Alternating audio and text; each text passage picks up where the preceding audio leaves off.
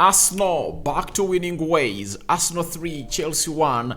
Another London derby that Arsenal's gonna hate to win. And I think the only London derby that ended in a stalemate, I think, was against West Ham, but most of the London derbies, Arsenal have gone ahead to get 3 points out of them. Welcome to this channel. This is Rokani Media Football. Smash the like button, comment and share. If at all you're watching us for the very first time, endeavor to subscribe to this channel so as not to miss out on stories that we do upload in here on a daily. Guys, Arsenal had spent 4 games without winning, and they are back to winning ways, and obviously they are back on top of the table. They are now having 78 points ahead. They're having 78 points on top of the table, and Man City is still at 76. So as it stands, Arsenal really fought hard. I think the best game they played was in the first half, because they went ahead to neutralize the entire Chelsea team, you know, in all positions, in the first third of the field, second third of the field, that is the midfield, and the final third of the pitch. Arsenal were all over Chelsea, and obviously Chelsea couldn't find themselves in a position of even registering a threatening shot onto the goal of Arsenal, but Arsenal found themselves in a position of really killing off the game in the first half. All the goals came into the first half with Martin Odegaard scoring in the 18th minute. Then he followed it with another goal 13 minutes later in the 31st minute, and Jesus 3 minutes later, after Jesus had completed up his brace in the game, came up and scored in the 34th minute. And guess who was responsible for all these assists? It was none other than Granit Xhaka, meaning that Granit Xhaka has gone ahead to register a hat-trick of assists today, and it shows you how good he's getting this season. And obviously you cannot rule him out in any game, because he's one of those players I think needed a wake-up call, and obviously Mikel Arteta went ahead to really trust him and kept him on the field of play. Though Thomas Partey never really started. But let's discuss about the goals that Arsenal have gone ahead to score. You know, this season Arsenal has gone ahead to really register another 4th candidate into what we call the double-digit figures of goals this season. Leave alone assists and goals. I'm talking about goals only. Martinelli is having, I think, 16.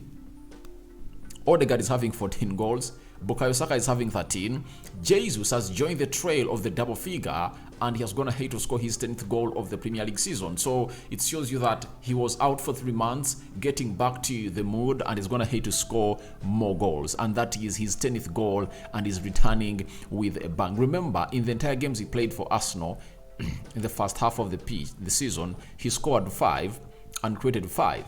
This time around, Jesus has gone ahead to score 5 goals, you know, I think ever since he returned. And I think he has gone ahead to play how many games? Fulham, Crystal Palace, Leeds,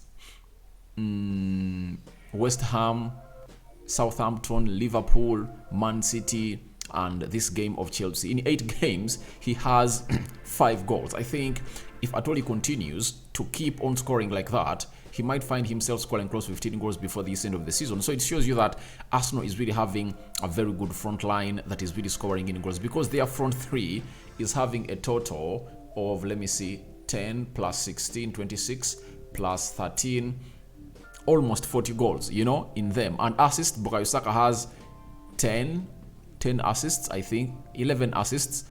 Jesus has 5, and they one had 4. So they're having close to 20 assists altogether. That is the team of Arsenal. So their front line is really operating very well, and they're getting support from Martin Odegaard coming in and scoring 14 goals.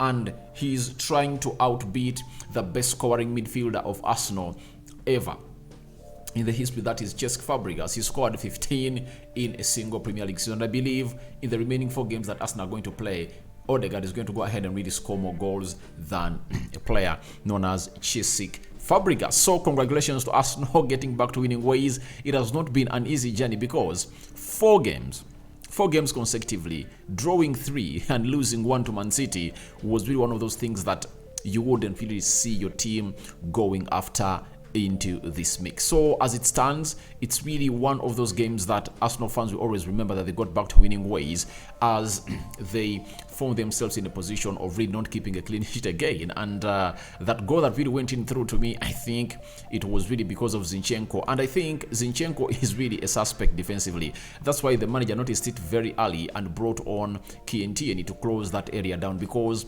Chelsea had tried to go on and really open up that Zinchenko area, because they all know that Zinchenko defensively is a suspect. So he brought on Tierney and things stabilized in there for you. But let's talk about Jorginho, guys. You've seen how Arsenal plays better when Jorginho is the field of play, because Arsenal is completely a passing team. And this is one of the changes I called up for in the match preview, and I really found it valid, and even Mikel Arteta just went ahead to validate it and started him in the midfield. So you saw how Arsenal played in that midfield. You know, people think that the midfield is all about energy. It's not all about having a lot of physique. It's all about the brains, because he went ahead to win that midfield battle all through, and nothing could stop him from really winning that battle. That is a player who goes by the names of Jorginho, and I really liked the way he went ahead to really dominate that midfield. And I think you also enjoyed what he really had to do in there onto the field of play. That is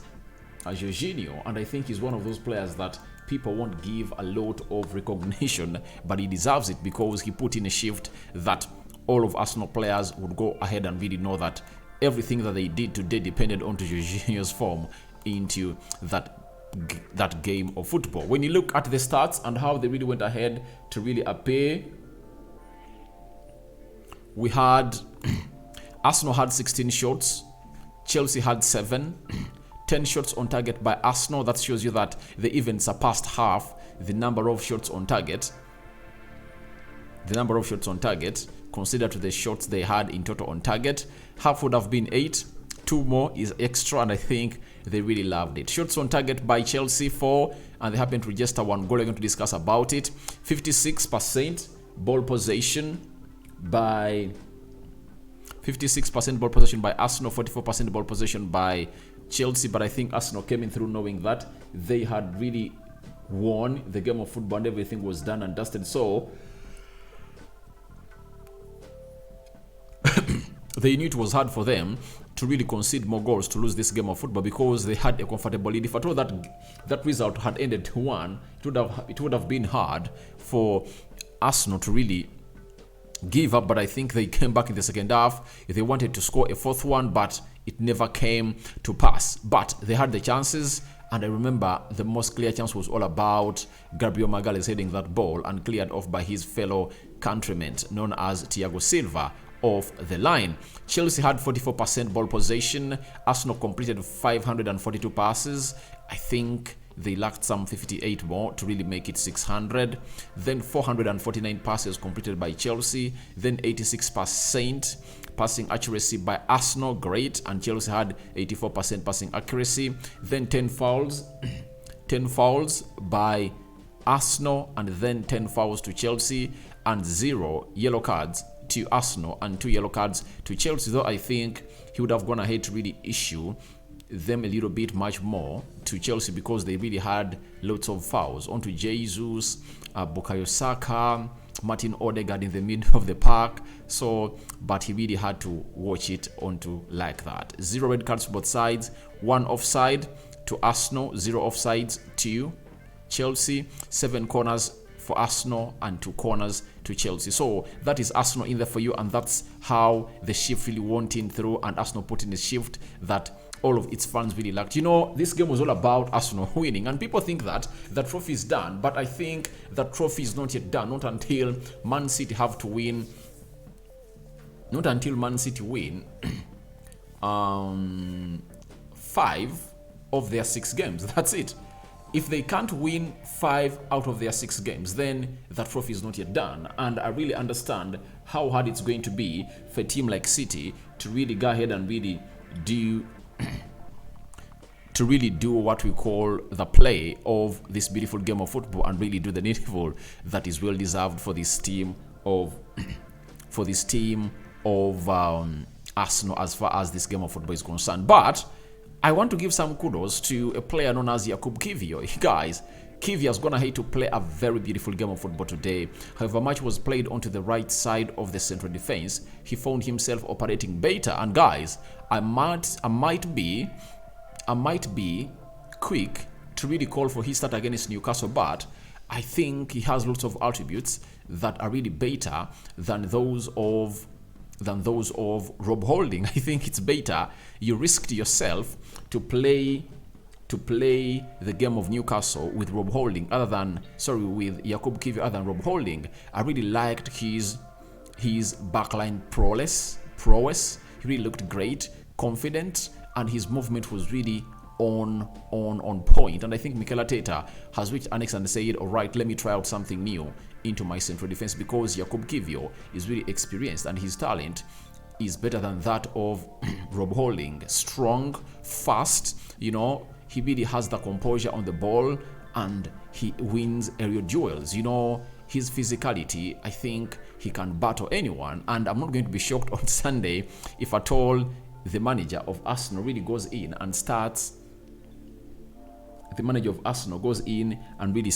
player called Jakub Kiwior in the central defense. Though we've seen Gabriel Magalhaes walk off the field of play holding his hamstring, we never know whether he's really going to come back, but that update is going to be given to us by the manager of Arsenal. But the other thing I noted was all about Arsenal failing to keep a clean sheet, because Aaron Ramsdale is trying to really chase for the Golden Glove, and David De Gea is having 15 clean sheets, and that means Arsenal conceding 1 goal today from Madueke has really kept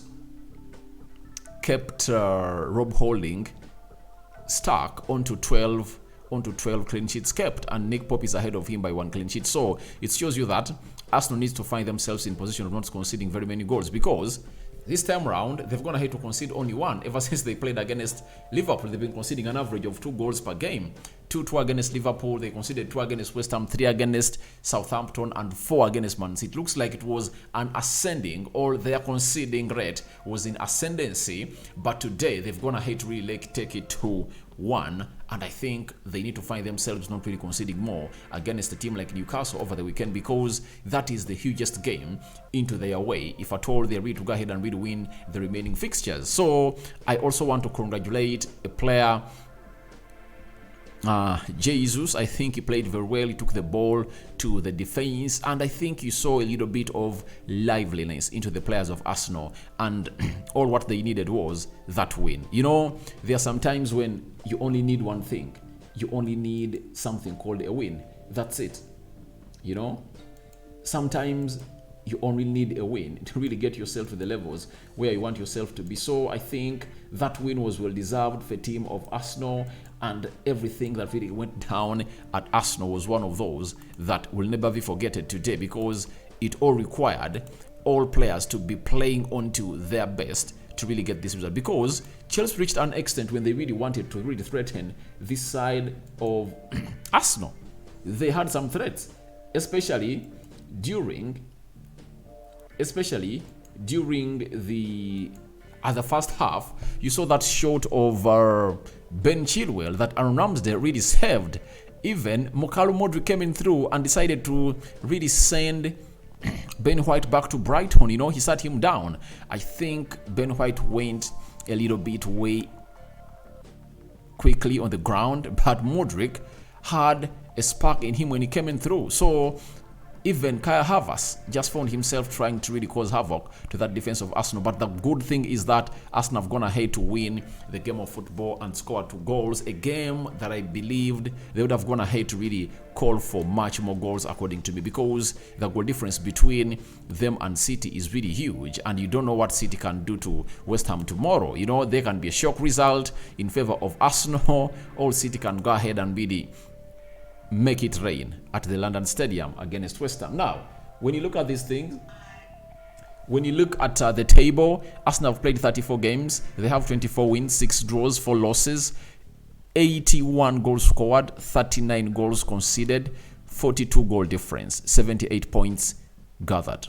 Man City are having 32 games played, 24 wins, 4 draws, 4 losses, 804 goals scored, 30 goals conceded, and they're having a goal difference of 54. That's what I'm talking about, that if at all Arsenal finds themselves level with City at points, City would have gone ahead to really score very many goals than them, and they go ahead and really lift the trophy, because that scenario is really possible. You never know how this league is going to end. 76 points for Man City. So that's how the table is really looking between Man City and Arsenal. But Arsenal is back on top of the table, and they are back to winning ways, and I think Arsenal fans have a reason to sleep with a smile onto their cheeks, because it ain't been easy. It ain't been easy to get back on the top, and I think all Arsenal fans are really going to be behind West Ham tomorrow as they take on Man City. So guys, your thoughts on to Arsenal 3, Chelsea 1 are welcome in the comment section below. I sign out for now. See you later. I cover you all in the precious blood of Jesus Christ. That has been my match reaction of Arsenal 3, Chelsea 1. I'm returning back with the player ratings. I'm out.